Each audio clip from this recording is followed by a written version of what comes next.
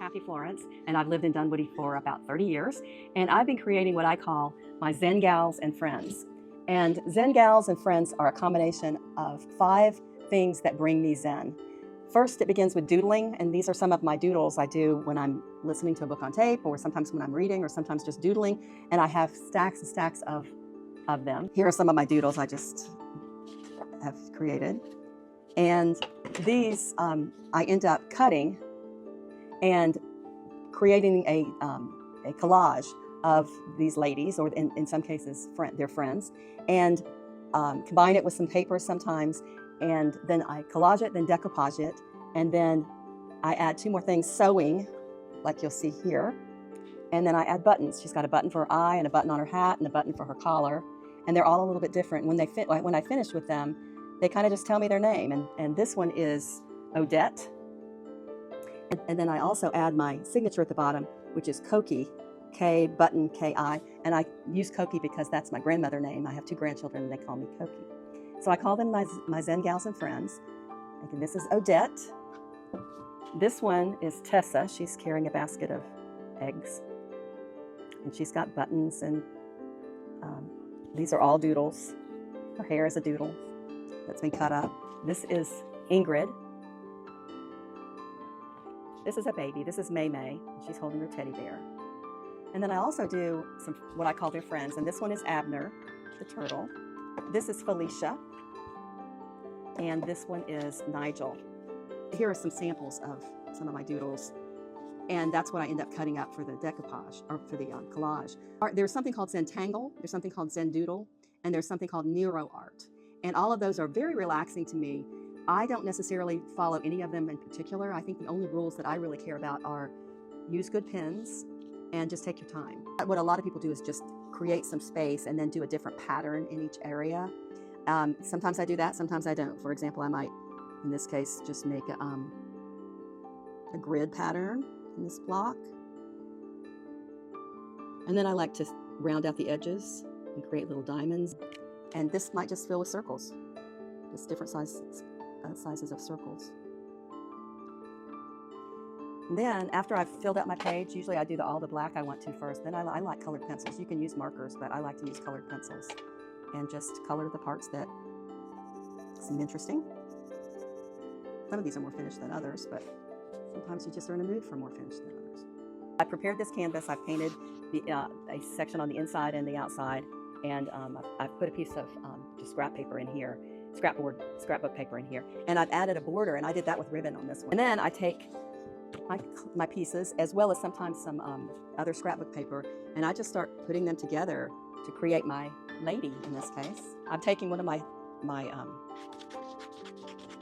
doodles, and I'm going to give her some hair, and just think about how this might look on her. She's going to have some straight hair. I usually like curly hair,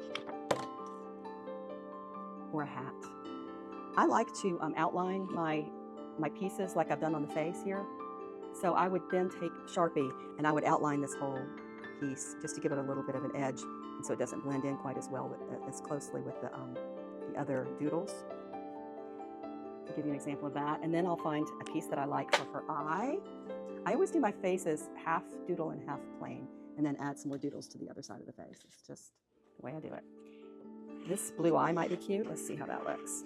That would be cute, I think, and I would add some lashes to the lower part. And then I usually like to use something red or pink for my lips, so I just cut out some lips, and I do this just freehand because it comes out a lot better than thinking it through. She's got quite a smile. I like to add earrings sometimes. So this is how she's looking. And then I will give her a dress. Sometimes I like to not use a doodle for everything so it doesn't get quite so busy. And I'll use just a piece of scrapbooking paper for her body and dress. And you know, I usually use a triangle, and it's funny because once you create a triangle, whether you think about it ahead or not, it kind of tells you what she might be doing. And when I add some arms to that, this could be her arm right there. She might be blowing bubbles, or picking a flower, or holding her purse. I just like to look at her for a little while and think about what else I might want to add to her.